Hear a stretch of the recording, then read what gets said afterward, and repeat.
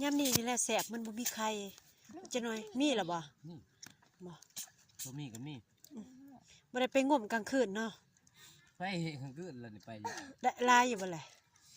ได้ไปห้วยใดห้อยของหนึ่งว่ายังห้วยโคตร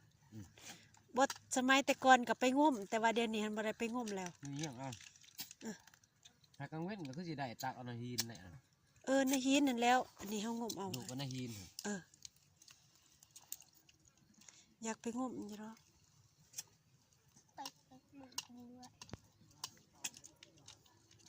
แสดงว่า2 คนนี่เก็บถาแม่เนาะแม่ทั้งมาก่อนเด้แม่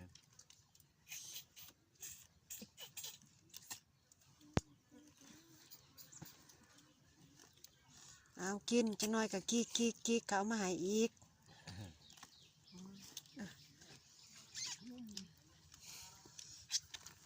กินแล้วไม่หยีกินแหละหยีสิได้แม่ใหม่แหละก็พี่แหลวคนใดเนาะเอาบ่หยีเป็นหยังให้เราไปสอนให้กิน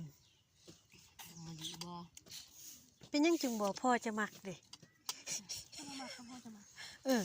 พ่อจะมักจะเสียดเนี่ยได้อยู่เขาก็มักคือกันนั่นแหละจะได้เจ้าก็ไปบอกละตีข่อยบ่เอาว่าซั่นหานบ่เอาแต่เสีย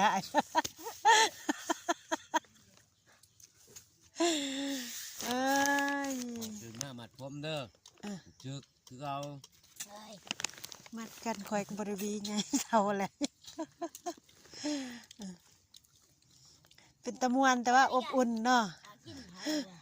ว่าตอนนอนนั่นแหละคือสิสงบเนาะนอนที่ว่าคำกว่าสิได้นอนก็ไล่อยู่เพิ่มนะนอนเทิงมัดบ่เลยนอนลุมข่อยนอนอยู่ลุมกันมาเกินเด็กๆนี่นอนเทิงเด็กพอลูกเพื่อนคือนอนเทิงเพื่อนก็นอนลุมวัดนอนในเฮือนบ่นอนเกยบ่นอนในหนาวและขนอนเกยเด็กๆนี่ก็นอนเทิงเนาะตะพุดตะพิดบ่นอนลุมโอ้มีแต่พ่อลูกนี่นอนเทิงแยกกันเลยถ้าบ่แยกเขายันบ่ได้นอนได้สั่น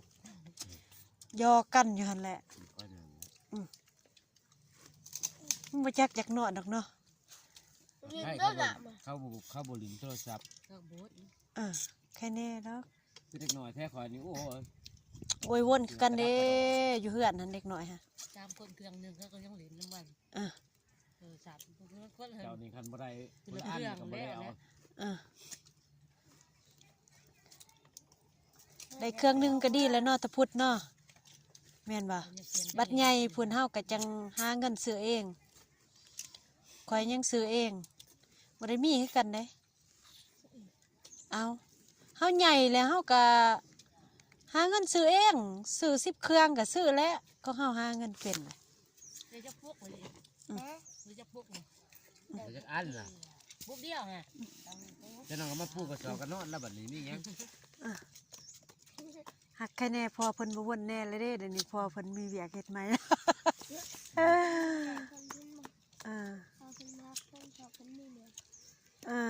มึงอยู่เป็นไร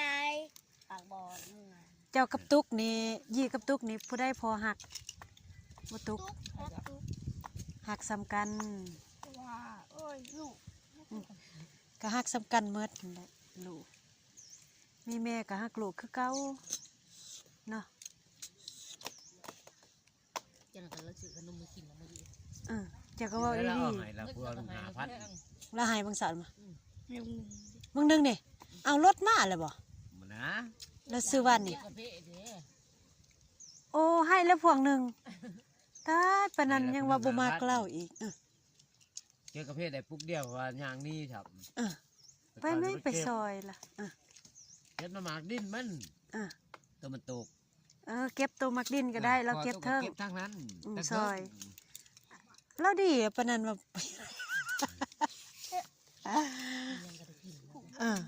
ตุกได้กินอยู่บ่อะไรมันมีทั้งมือกับหาหายซ้ำนั่นแล้ว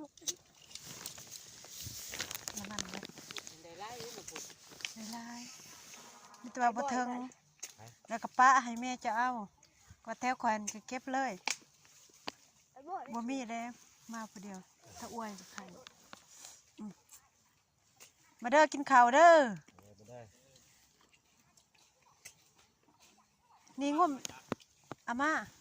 ละมันก็อาม่าคันงุ่มท่านี่ก็สิได้กันดอกหอยแซ่บได้หอยบ้านเฮาเองค่ะคันบ่มีไข่แน่งแซ่บสมัยแต่ก่อนนี่ตอนค่ำมานี่ไปงมและไปนำคนใหญ่เขาจ้ะแต่ก่อนบ่มีกับพี่น้อยเด้มีแต่กับพี่กลางทั้งวัน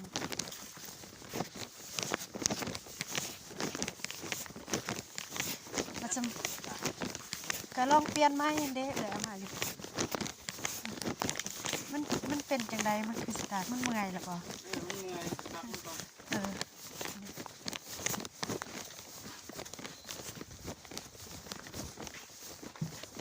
แล้วมันหาแซนซื้อคือสิพออย่างเนาะแล้วมันเครื่องหันยังไรบ่แล้วมันอีหยังมันป่นบ่แล้วมันป่นว่าคันมอสิเมดแล้วก็บอกก่อนยันว่านี่ว่าได้ซื้อมาเพื่อเลยก็ได้คันได้ออกนอกเลยก็ซื้อเลยก็คึดอยู่ดอกวังเสาร์นี่ว่าเมดบ่หรือหยังห้านจีนก็บ่ได้เปิดได้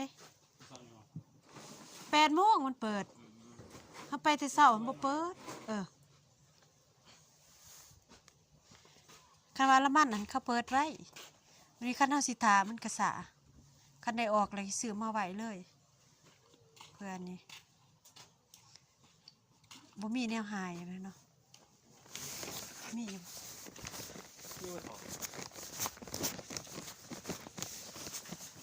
ปาดกระตุกเอาได้บ่มีบ่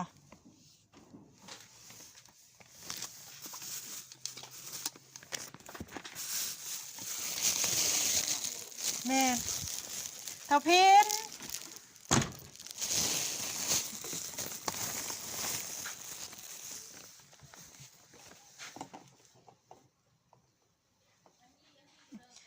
ตัวนี้ก็ย่อไว้ขึ้นเทิงคนจ้าเอ๋ยไม่ว่าอยู่น้ำผู้ควายลายว่าเป็นสายสวยคือกัน แต่ก่อนพวกนี้เต้เศร้าได้เด้อมันเมื่อยเลย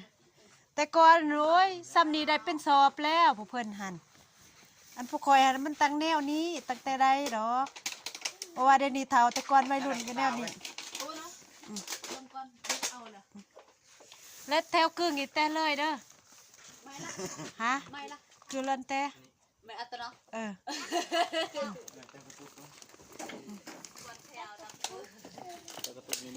ปวดน่ะโอ้เด็กๆนี่แต่เปิ้นนี่เด้ไอ้มันเนี่ยอย่านางเยียเลิกก็เป็นไงบ่แม่นเด็กๆขันเอาไปหรอบ่กระตากระโตตัดใหม่